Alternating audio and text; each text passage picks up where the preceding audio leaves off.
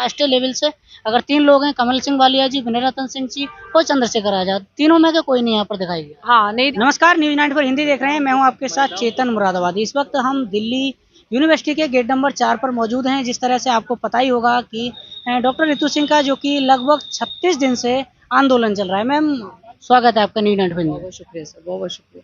Ma'am, क्या कहना चाहोगी, क्या आपको न्याय मिल पाएगा, क्योंकि 36 दिन बीत चुके हैं आपके आंदोलन को? चाहे 36 दिन बीते, चाहे 36 महीने बीत जाए, न्याय हमें नहीं मिलेगा तो किसे मिलेगा? हमें ही न्याय मिलेगा।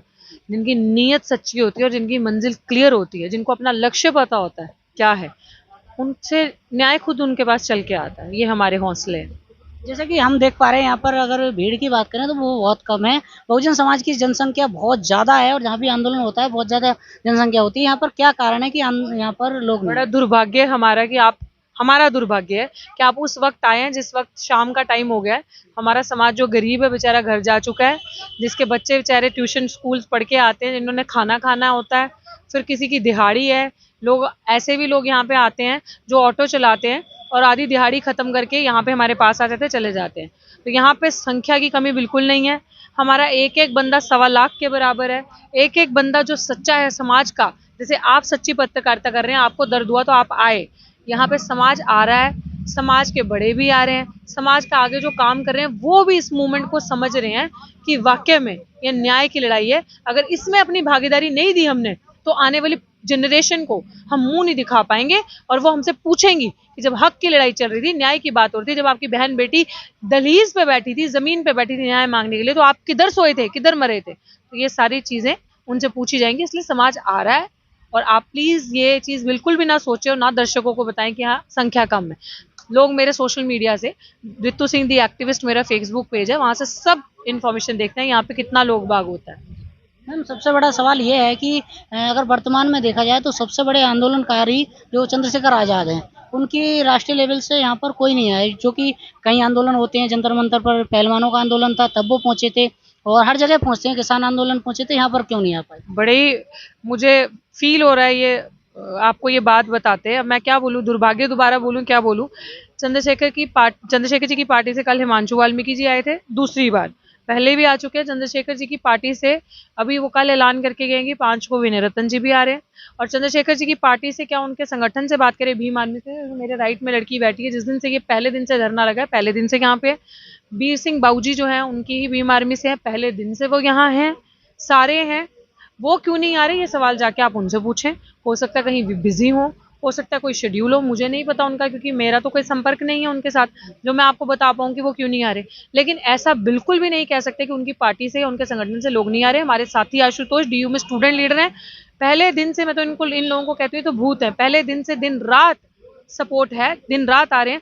और कल आज शायद हिमांशु वाल्मीकि जी रात में भी यहाँ रहने आ रहे हैं। मैम, हमारा हौसला बढ़ाने। ये नहीं बोला मैंने कि उस पार्टी से कोई नहीं आ रहा। मैंने बोला राष्ट्रीय लेवल से अगर 3 लोग हैं, कमल सिंह वालिया जी, विनय रतन सिंह जी और चंद्रशेखर आजाद, तीनों में से कोई नहीं यहाँ पर दिखाई दिया। हाँ नहीं दिखाई दिए, वो मुझे भी रीजन नहीं पता। आपकी बात सही, आप सही बोल रहे हैं।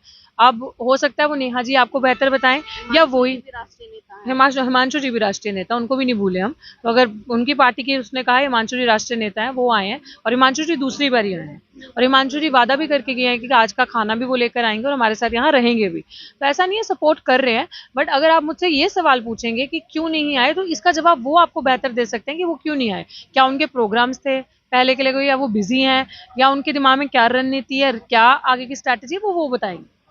मैम, 5 तारीख की बात की आपने, 5 तारीख को क्या रणनीति है? 5 तारीख को न्याय मार्च है हमारा, कि हमें नौकरी नहीं, हमें न्याय चाहिए। हम तुम हमें चंद पैसों का लालच देके बरगला नहीं सकते और अपने लक्ष्य से हटा नहीं सकते। और तुम्हारी नौकरी देने की, हमें न्याय देने की हैसियत ही क्या है? आप लोग गद्दार हैं, खुद वहां बैठे हैं। हम लोग नौकरी देने वालों में से हैं, हम लोग शासक हैं इस देश के, मूल निवासी हैं 85। हम लोगों ने ये ठान लिया है कि अगर अब डॉक्टर रितु न्याय के लिए लड़के उन अपने आने वाली पीढ़ियों का रास्ता खाली नहीं करवाएंगी, विश्वविद्यालय उनके लिए सुरक्षित प्लेस नहीं बनाएंगी, तो कोई भी नहीं बचेगा। हमारा बच्चा इस विश्वविद्यालय में पढ़ भी नहीं सकता और न्याय तो एक दूर का सपना बन जाएगा। न जाने रोहित वेमुला से लेके Payal Tadvi, Anil IIT, Ayush IIT, doctor पंपोज जो है पंजाब की, चंद्रशेखर जम्मू यूनिवर्सिटी के, ऐसे और पता नहीं 10 चेहरे कितने आपको मिलेंगे जो इस कतार में जुड़ते जाएंगे इंस्टीट्यूशनल मर्डर की। तो भाई अगर हमने इस चीज को नहीं रोका। और अगर डॉक्टर रितु आज इस धरने पे बैठ के इनका चेहरा एक्सपोज नहीं करेगी सबके सामने, दिखाएगी नहीं, समाज को जागरूक नहीं करेगी, तो कोई नहीं करेगा। मैम जिस तरह से आपको लग रहा होगा कि तानाशाही राज चल रहा है देश में, तो डर नहीं लग रहा? काहे का डर? मुझे तो समझ नहीं आती डर किस चीज का। भगोड़ों से डरता है, गद्दारों से डरता है, घुटने टेकने वालों से कोई डरता है? हम लोग, मैंने आपको बोला, शासक रहे हैं। हम लोग उन परिवारों में से आते हैं, हम उनके वंशज हैं जिनके वंशज पुरखे डॉक्टर अंबेडकर थे, जिनके पुरखे सावित्रीबाई फूले, महात्मा फूले, पेरियार जैसे, मंडल जैसे जो लेजेंड्स थे उस टाइम के। हम लोग उस समाज और उस परिवार में से आते हैं।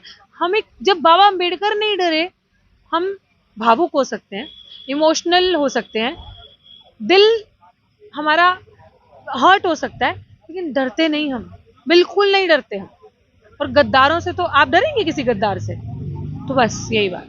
बहुत बहुत धन्यवाद मैम। बहुत बहुत शुक्रिया, बहुत बहुत शुक्रिया। तो ये थी हमारे साथ डॉक्टर रितु सिंह जी। इनकी बातों को लेकर आपकी क्या राय है कमेंट बॉक्स में जरूर बताएं। मिलते हैं किसी नए अपडेट के साथ। धन्यवाद।